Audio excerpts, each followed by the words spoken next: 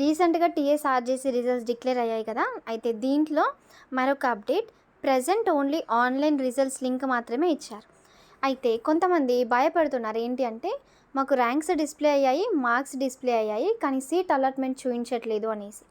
So మీకు seat allotment ఎందుకు చూపించట్లేదు అంటే ఆఫ్టర్ 1 వీక్ తర్వాత మళ్ళీ ఒకటి రావడం జరుగుతుంది. ఏంటంటే మెరిట్ లిస్ట్ అనేసి సేమ్ ఇదే వెబ్సైట్లో ఉంటుంది. ఈ మెరిట్ లిస్ట్ పైన కనుక మీరు క్లిక్ చేస్తే అప్పుడు మీకు ఎక్కడ సీట్ అలర్ట్ అయ్యింది అనేది తెలియజేస్తారు. ఆ తర్వాత మీరు ఒకవేళ సెలెక్ట్ కనుక అయితే మీ మొబైల్ నెంబర్కి మెసేజెస్ అండ్ ఏ స్కూల్లో సెలెక్ట్ అయితే అయ్యారో ఆ స్కూల్ నుండి మీకు కాల్స్ రావడం జరుగుతుంది. సేమ్ ఇదే ప్రాసెస్ టీఎస్ఎంజేబీసీకి కూడా ఉంటుంది. కాకపోతే అది Mahatma Jyotiba Phule specially for BC welfare. ఇది వచ్చేసరికి నార్మల్గా అన్ని క్యాస్ట్ల వాళ్ళకి ఉంటుంది.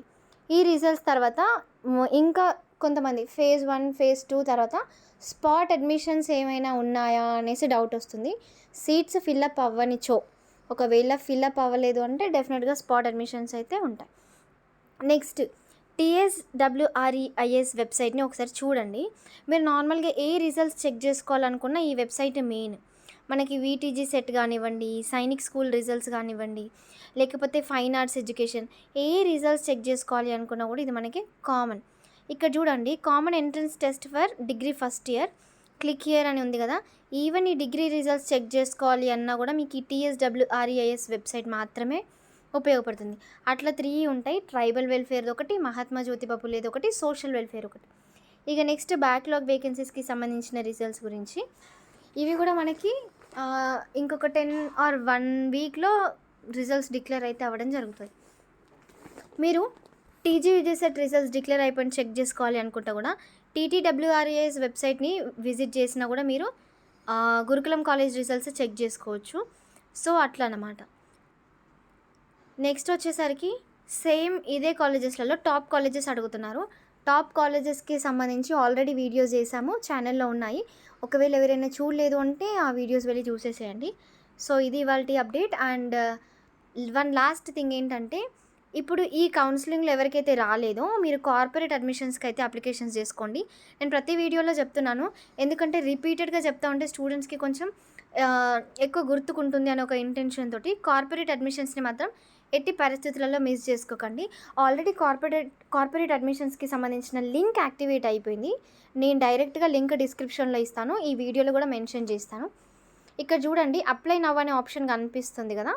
సో ఇక్కడ మీరు క్లిక్ చేసినట్లయితే ఫస్ట్ బేసిక్ డీటెయిల్స్ ఏంటంటే మీ 10th class hall ticket number enter చేయాలి. తర్వాత మీ ఇయర్ రెగ్యులరా లేకపోతే మీరు CBSEయా ICSEయా ఏంటి అనేది. ఇక్కడ కొన్ని డౌట్స్ వస్తాయి రెగ్యులర్గా. నేను CBSEలో చదువుకున్నాను, నేను అప్లికేషన్ చేసుకోవచ్చు. కాకపోతే మీ డిస్ట్రిక్ట్ బోర్డ్ ఏదైతే ఉంటుందో అక్కడికి వెళ్ళి మీరు పర్మిషన్ తీసుకొచ్చుకోవాల్సి ఉంటుంది. Then you can apply. Next ఈ SSC డీటెయిల్స్ అయిపోయిన తర్వాత మీకు ఎన్ని మార్క్స్ వచ్చాయి, మీ లొకాలిటీ ఏంటి, మీ మదర్ ఏం చేస్తారు అనేది మెయిన్గా ఎక్కువ అడుగుతారు. ఎందుకు మదర్ది అనేది కూడా చెప్తాను. బికాజ్ ఇక్కడ స్మాల్ హెల్ప్ గ్రూప్స్ ఉంటాయి కదా, లైక్ మహిళా సంఘాలు కానీ అట్లా, వీళ్ళల్లో ఉంటే కొంత ఒక 1200 స్కాలర్షిప్ ఎంతో కొంత రావడం అయితే జరుగుతుంది. అందుకోసమని బ్యాంక్ డీటెయిల్స్ అయితే ఇవ్వాల్సి ఉంటుంది.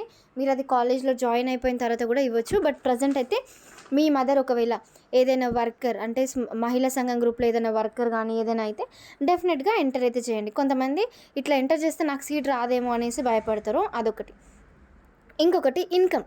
ఏ ఇన్కమ్ ఉంటే ఏమవుతుంది, ఇన్కమ్ లేకపోయినా కూడా నేను అప్లికేషన్ చేసుకుంటాను అని అనుకుంటారు. బట్ సీరియస్లీ అసలు ఇన్కమ్ సర్టిఫికేట్ లేకపోతే మీరు అప్లికేషన్ చేసుకోవడానికి ఎలిజిబుల్ కాదు. చాలామంది లైట్ తీసుకుంటారు, ఇన్కమ్ సర్టిఫికేట్ లేకపోతే ఏమవుతుంది, అప్లికేషన్ చేసుకోవచ్చు అని అనుకుంటారు. బట్ అసలు అది ఫామ్ మిమ్మల్ని అది రిసీవ్ చేసుకోదన్నమాట మీరు అప్లికేషన్ చేసినా కూడా. అందుకోసమని మనకి ఆల్మోస్ట్ 1 month టైం ఇస్తారు ఇది అప్లికేషన్ చేసుకోవడానికి. ఈ 1 month గ్యాప్లో మీరు ఒక 1 week స్పెండ్ చేసుకుంటే ఇన్కమ్ సర్టిఫికేట్ వస్తుంది. ఆ 1 week అయిపోయిన తర్వాతనైనా సరే అప్లికేషన్ చేసుకోవడానికి ఇన్కమ్ సర్టిఫికేట్ మ్యాండేటరీ. ఈ ఇన్కమ్ సర్టిఫికేట్ వల్ల యూజ్ ఏంటి అంటే, మీకు గవర్నమెంట్ తరపు నుంచి ఏదైనా రియంబర్స్మెంట్ రావాలి అనుకుంటే వస్తుంది. సో అందుకోసమని ఇది హెల్ప్ అయితే అవ్వడం జరుగుతుందన్నమాట. అండ్ ఇంకొకటి, ఈ కార్పొరేట్ అడ్మిషన్స్లలో జాయిన్ అయిపోయాక ఎట్లాంటి డబ్బులు ఏమైనా కట్టాలా అనేసి చాలామందికి డౌట్ వస్తుంది. మనం ఎట్లాంటి అమౌంట్ పే చేయాల్సిన అవసరం అయితే లేదు, కంప్లీట్గా ఫ్రీ.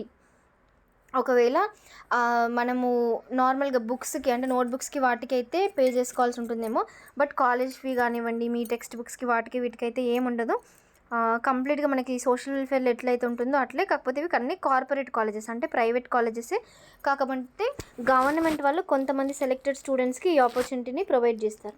ఎంత జీపీఏ ఎబోవ్ ఉన్న వాళ్ళు అప్లికేషన్ చేసుకోవచ్చు అనేది చాలామందికి డౌట్ ఉంటుంది. సో, అదేంటంటే 7.0 ఎబోవ్ అంటే 7 గ్రేడ్స్ సింపుల్‌గా చెప్పాలంటే. మీకు 7 గ్రేడ్స్ అట్లా ఉన్నాయంటే మీరు అప్లికేషన్స్ అయితే చేసుకోవచ్చు. ఇంకా ఏమైనా డౌట్స్ కనుక ఉంటే మీరు కింద కమెంట్ చేయండి. డెఫినెట్‌గా రిప్లై అయితే ఇవ్వడానికి ట్రై చేస్తాను. అండ్ అలాగే ఇట్లాంటి మరిన్ని లేటెస్ట్ అప్డేట్స్ కోసం please do like, share and subscribe.